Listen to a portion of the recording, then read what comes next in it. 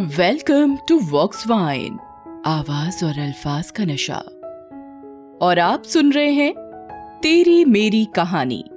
तो दोस्तों, आज हम हाजिर हैं लेकर असित कुमार मिश्र जी की कहानी, वो अमावस सी लड़की, वो पतझड़ सा लड़का। एक अमावस भरी आंखों वाली लड़की थी, सुबह की धूप सी मासूम, एकदम छुई मुई की तरह नाजुक। दोनों चोटियों में सुबह के मध्यम चांद सितारे जगमगाते थे। तितलियों से दोस्ती थी उसकी और वो परियों से बातें करती थी। अक्सर खुली खिड़कियों से चांद को धीरे धीरे जाते देखा करती थी और सोचा करती थी कि बस थोड़ी बड़ी और हो जाऊं, फिर देखना है कि ये चांद जाता कहां है। लेकिन खुली खिड़कियां अक्सर धोखा देती हैं। पिछली रात खिड़कियों के पर्दे हटाकर बसंत घुस आया था। अब लड़की बालों को दो चोटी नहीं बनाती, बल्कि बालों के बादलों को पकड़कर गोल जूड़े बना लेती है। दोनों भौहों के बीच टिका देती है एक छोटी सी बिंदी की गोलाई और देखती है आईने में खुद को तब तक जब तक आईना खुद नहीं बोल पड़ता, अद्भुत सौंदर्य है तुम्हारा।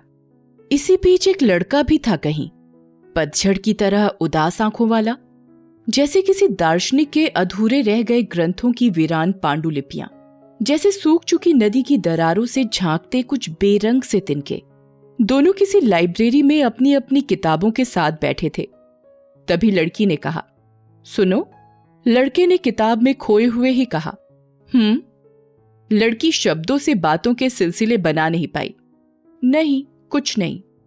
थोड़ी देर बाद उसने चुपके से कलाई घड़ी के शीशे में खुद को निहारा। थोड़ी हिम्मत मिली, फिर मुस्कुराई और पूछा, अच्छा बताओ, सौंदर्य किसे कहते हैं? लड़के ने बगैर नजरें उठाए कहा, जो बहुत सुंदर हो। लड़की खींच गई। शायद उसे इतने साधारण जवाब की आशा न थी। वो सर झुकाकर किताब में देखने लगी।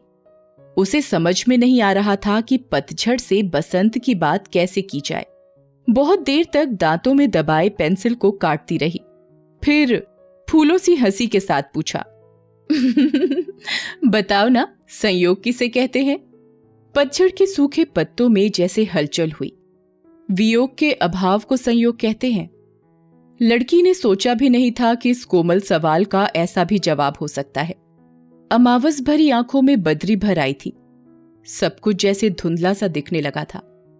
लड़की के हाथ में थी कोई प्रेम कहानी और आंखें अटकी थीं बड़ी देर से उसी पन्ने पर जहां नायक ने नायिका से कहा था, तुम मेरी काव्य प्रेरणा हो। लड़की ने गुलाबी दुपट्टे के कोने से आंखों के कोरों को पोंछा, मुस्कुराई और बड़ी देर तक लाज की चुप्पियों को अनगिनत गिरहों में से प्रेम के अक्षरों को निकालती रही। फिर थोड़े संकोच से पूछा, अच्छा बताओ, काव्य प्रेरणा किसे कहते हैं? कवि जिस प्रेरणा से काव्य सृष्टि करता है। लड़के ने सूखा सा जवाब दिया। लड़की को यह अपमान सहन नहीं हुआ। नहीं, अब और नहीं। उसने जोर से किताब बंद की, उठी और जाने लगी। इधर से लड़का भी पांडुलिपियां लिए उठ गया। लड़की के हाथ से किताब गिर गई और लड़के के हाथों से उसकी पांडुलिपियां। उसने लड़की का हाथ पकड़ा और अपनी तरफ खींच लिया। फिर आंखों से गिर रहे लापरवाह बूंदों को होठों से पकड़ते हुए कहा, बेवकूफ लड़की, तुम मेरा काव्य सर्वस्व हो। लड़की ने बदराई आंखों से देखा। लाइब्रेरी की खिड़कियों के पर्दे हटाकर बसंत घुस रहा था और लड़के की वीरान आंखों ने देखा, नीचे गिरी दर्शन शास्त्र की पांडुलिपियों पर लड़की के मोहब्बत की उस नाजुक सी किताब की प्रतिष्ठा हो चुकी थी। तो कहिए दोस्तों, कैसी लगी आज की ये अद्भुत अनोखी सी प्रेम कहानी? अपनी प्रतिक्रिया हमें कमेंट करके जरूर बताएं।